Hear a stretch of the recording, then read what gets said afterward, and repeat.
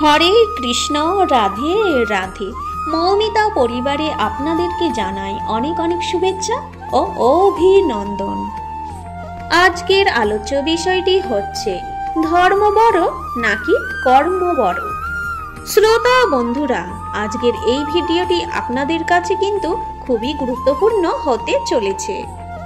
কিন্তু ভিডিওটির মূল পর্বে যাওয়ার আগে আমার সকল শ্রোতা বন্ধুদের কাছে একটাই অনুরোধ, মৌমিতা পরিবার রাধা মাধব এই চ্যানেলটিকে আপনারা সাবস্ক্রাইব করে পাশে থাকা বেল আইকনটি অন করে রাখুন, যাতে আমার সকল ভিডিও আপনি খুব সহজেই পেয়ে যাবেন। তার সাথে ভিডিওটি যদি আপনার খুব ভালো লেগে থাকে অবশ্যই একটি লাইক এবং কমেন্টে জানান জয় শ্রীকৃষ্ণ। এইবারে আপনারা ভিডিওটির মূল পর্বে প্রবেশ করতে চলেছেন। বন্ধুরা, ধর্ম এবং কর্ম কে সবথেকে বড়? একদিন ধর্ম এবং কর্মের মধ্যে এই নিয়ে বিবাদ হয়। ধর্ম বলে আমিই বড় আর কর্ম বলে আমি বড়। তাদের মধ্যে এতটাই বিবাদ বাড়ে যে তারা ন্যায় বিচার পাওয়ার জন্য দেবরাজ ইন্দ্রের কাছে পৌঁছয়।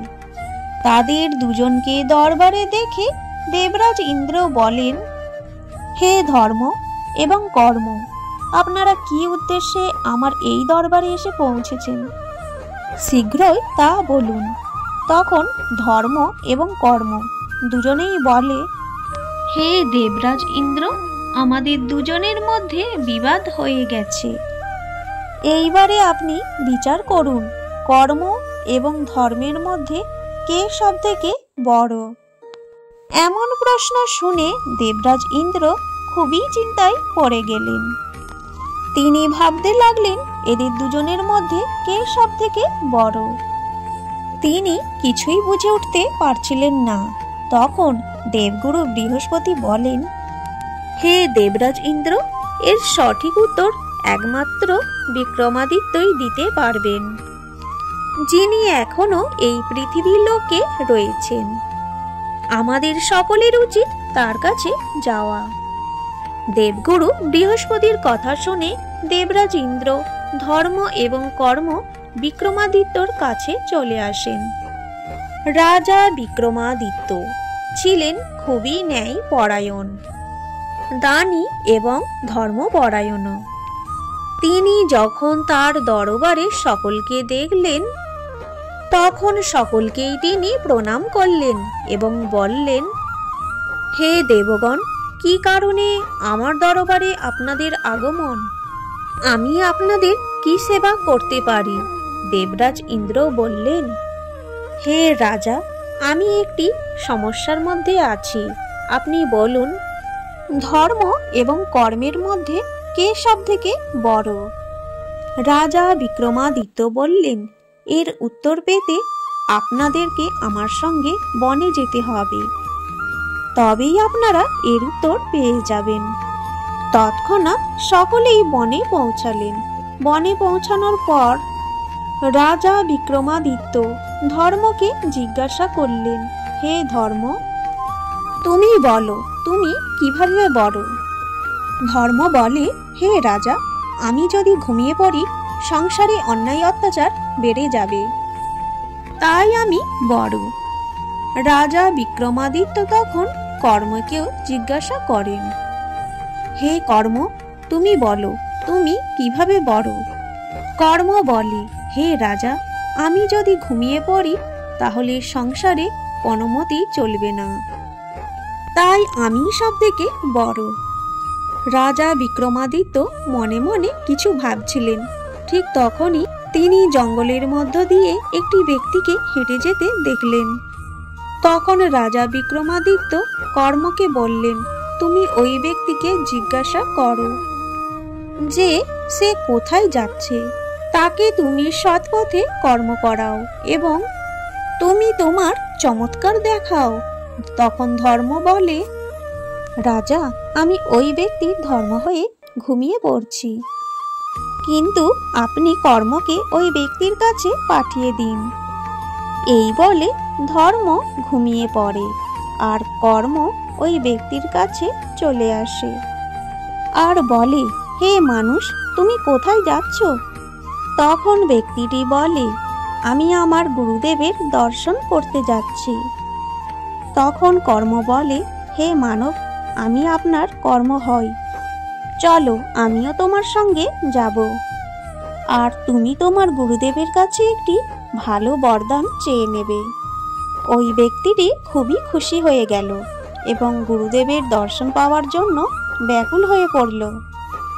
বন্ধুরা, ধর্ম ঘুমিয়ে পড়ায় ওই ব্যক্তিটির জ্ঞান ধীরে ধীরে কমতে লাগলো। ওই ব্যক্তিটি যখন গুরুদেবের আশ্রমে চলে আসে, তখন তিনি দেখেন গুরুদেব ঘোর তপস্যায় মগ্ন হয়ে আছেন। ওই ব্যক্তিটি গুরুদেবকে অনেক জাগানোর চেষ্টা করেন, কিন্তু গুরুদেবের ধ্যান কোনো মতেই ভঙ্গ হচ্ছিল না, কারণ গুরুদেবের সাথে শুধুমাত্র কর্ম ছিল আর ধর্ম ঘুমিয়ে পড়েছিল। অনেক সময় পার হওয়ার পর যখন গুরুদেবের ধ্যান ভাঙছিল না, তখন ওই ব্যক্তিটি লাঠি দিয়ে গুরুদেবকে মারতে শুরু করেন। ওই ব্যক্তিটি তার কর্ম করতে শুরু করেন, কারণ ধর্ম ঘুমিয়ে পড়েছিল, যার ফলে কর্ম তার অত্যাচার ও হিংসায় পরিণত হয়। বন্ধুরা, ধর্ম যদি না থাকে, কর্ম তো হবে, কিন্তু খারাপ কর্ম হবে। এরপরে গুরুদেবের ধ্যান ভাঙতেই তিনি দেখতে পান তার শিষ্য তাকে আঘাত করছে। এই দৃশ্য দেখে গুরুদেব খুবই রেগে যান এবং তার প্রিয় শিষ্যকে অভিশাপ দিয়ে দেন এবং বলেন, তোর ওই পশুর মতো আচরণ হওয়ায় তুই এক্ষুনি গাধা হয়ে যা। তখন ওই ব্যক্তিটি গাধা হয়ে যায়। এরপরে রাজা বিক্রমাদিত্য ধর্মকে জাগালেন এবং বললেন, যাও, তুমি তোমার চমৎকার দেখাও। ধর্ম তখনই গুরুদেবের কাছে চলে আসে, আর তখনই গুরুদেবের ধর্মের জ্ঞান হলো। তখন গুরুদেব বুঝতে পারলেন যে তার দ্বারা অনেক বড় ভুল হয়ে গেছে। গুরুদেব খুবই দুঃখী হয়ে পড়লেন এবং বললেন, হে প্রভু, আমি কি করলাম? আমি অজ্ঞানে আমার প্রিয় শিষ্যকে অভিশাপ দিলাম। বন্ধুরা, গাধারূপী ব্যক্তিটি তার বাড়ির কাছে চলে আসে। বাড়িতে এসে তিনি তার স্ত্রীর কাছে চলে যায়। এরপর তার স্ত্রীর ধর্মের জ্ঞান হওয়ায় তিনি বুঝতে পারলেন যে তার স্বামী বাড়ি আসতে চলেছে। ধর্মের জ্ঞান হওয়ায় তিনি আরও বুঝতে পারলেন যে তাকে গুরুদেব অভিশাপ দিয়েছেন। কিছুক্ষণ পর ওই গাধারূপী ব্যক্তিটি তার বাড়িতে ফিরে আসে। এরপরে গাধারূপী ব্যক্তিটি ও তার স্ত্রী গুরুদেবের কাছে চলে আসে। এসে বলে, গুরুদেব, আমাকে ক্ষমা করে দিন এবং আপনি আপনার অভিশাপ ফিরিয়ে নিন। তখন গুরুদেব বললেন, আমি আমার অভিশাপ ফিরিয়ে নিতে পারি না, তবে এর মুক্তির উপায় বলতে পারি। যদি সে দেবরাজ ইন্দ্র ও দেবগুরু বৃহস্পতির দর্শন করে, তাহলে সে অবশ্যই মুক্ত হয়ে যাবে। তখন ওই গাধারূপী ব্যক্তিটির স্ত্রী বলেন, হে গুরুদেব, আমরা এখন দেবগুরু বৃহস্পতি ও দেবরাজ ইন্দ্রের দর্শন কোথায় পাব? তখন গুরুদেব তার জ্ঞানচক্ষু দিয়ে দেখলেন এবং বললেন, হে কন্যা, তুমি এখনই রাজা বিক্রমাদিত্যর কাছে যাও, তারা ওখানেই আছেন। বন্ধুরা, ধর্মের প্রভাবে গাধারূপী ওই ব্যক্তিটি এবং তার স্ত্রী রাজা বিক্রমাদিত্যর কাছে চলে আসে এবং যখনই সে দেবরাজ ইন্দ্র ও দেবগুরু বৃহস্পতির দর্শন করে, তখনই ব্যক্তিটি গাধারূপ থেকে মুক্তি পায়। তখন রাজা বিক্রমাদিত্য বললেন, হে কর্ম, তুমি বড় নও। তুমি তখনই বড় হবে যখন তোমার সঙ্গে ধর্ম হবে, ন্যায় হবে, নীতি হবে। এদের ছাড়া কখনোই তুমি বড় হতে পারবে না। যখন তুমি অন্যায় অত্যাচারের সঙ্গে থাকো, তাহলে তুমি ছোটই থাকবে। তাই হে কর্ম, তুমি কখনোই বড় হতে পারবে না। যখন ধর্ম তোমার সঙ্গে থাকবে, তখনই তুমি বড় হবে। এর উত্তর পেয়ে ধর্ম এবং কর্ম দুজনেই খুশি হয়ে যায়। জয় শ্রী কৃষ্ণ। আজকের এই ভিডিওটি এই পর্যন্তই থাকলো। সকলেই ভালো থাকবেন, সুস্থ থাকবেন।